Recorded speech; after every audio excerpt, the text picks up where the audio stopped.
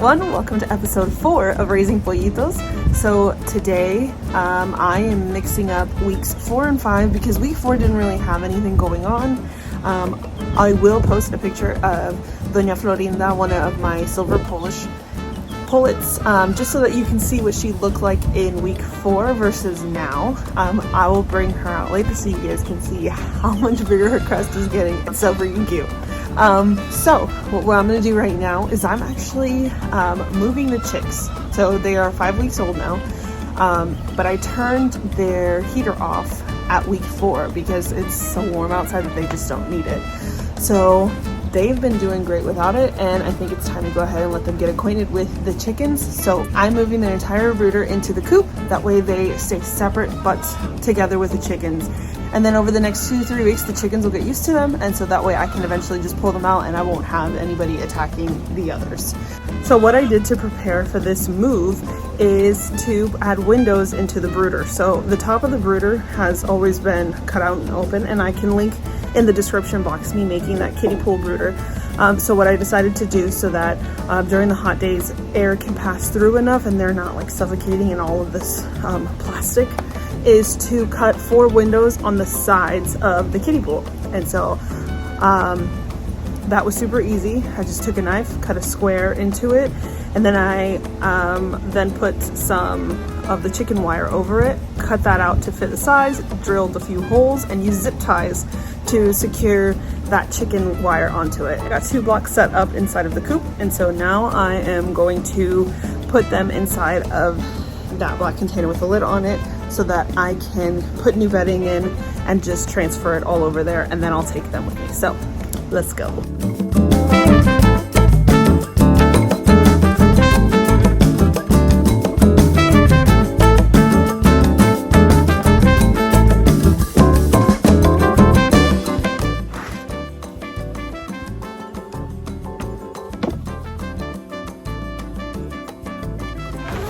I've got the 2 blocks under here, but I feel like maybe that's not enough support, so I'm gonna go get a 3rd one.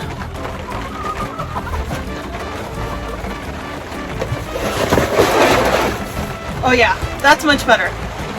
And now it's raining while I'm in the coop. So I am going to run for my life to go grab everything else that I need and bring the chicks along with me, so wish me luck. My hair's been straightened. Any of you curly girls who straighten your hair and know the struggle of rainy days? Here we go.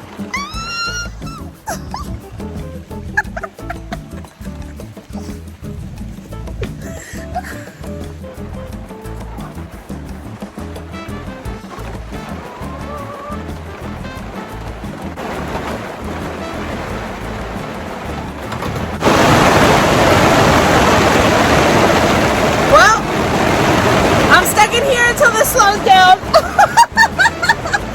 Oh my god, this was not the update that I was planning. Holy cow!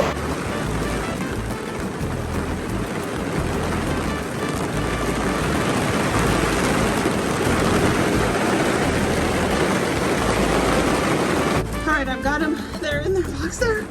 I'm so out of breath from running back and forth.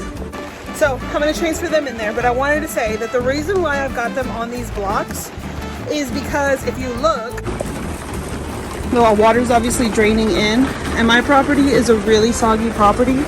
I moved them to a dry spot for this rain, so hopefully that's the most that will come in, but this way I'm not too worried about them sitting in water, because that was an issue that I had last year with these chicks. I used a dog crate that didn't have a bottom, and so I lined it with chicken wire and I set it out here, and every time it would rain it would cause all of the straw that's inside of it to just like become one square clump that I could not remove. I mean, I could, it was just really difficult. So this pool is definitely going to help a whole lot more with that because it's got the walls on the side. So I'm going to start transferring these little chickies.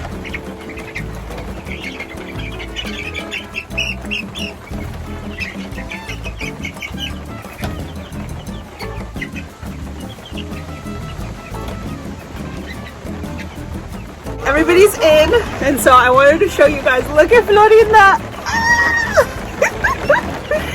How cute is that? Her little crest.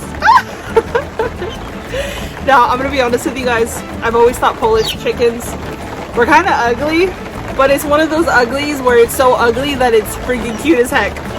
She is no exception. Plus, like, this beautiful pattern that she's developing. Look at that. Oh my god. Look at that. What a beauty. Well, I'll have the comparison up of week 3, 4, and this is week 5. I'm afraid to, yep, see, I was afraid to do that because I knew she would try to flap away. So again, for week 4, all I did was remove the heater from them because they are living outside and it's summer.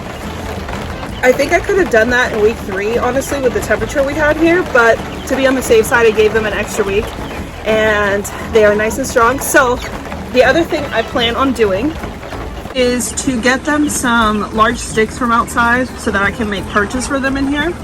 Because they were doing that with the heating table. I don't know why, I can never remember what it's called.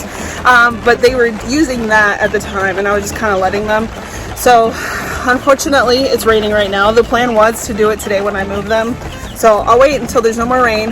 Me and the kids will go on a nice chunky stick hunt and put those in there so they can perch. And I'll show you guys that in the next week's update. And we'll see how things go. I'm really excited about this. I'm also going to make sure to put in the screws. There's 4 total because I don't want the older chickens to try to jump on this and then accidentally cause it to get shoved off because they're going to end up attacking each other. And I got their large water. As you can see, it fits perfectly in there. So now they have a whole lot more water because I was refilling that every day. I do want to upgrade this. I gotta see if it fits well in here. I'm pretty sure it's going to. But I'll wait because at this point with that, I'm feeding them every other day. I don't mind it. But I am going to try it. And I'll put that in the next week's video as well. So that is it for today's Pollito update. I hope you guys enjoyed. If you did, please give it a thumbs up. And if you haven't already, I hope that you will hit that subscribe button. Stick around on my journey to becoming a homesteader. I'll see you in the next one.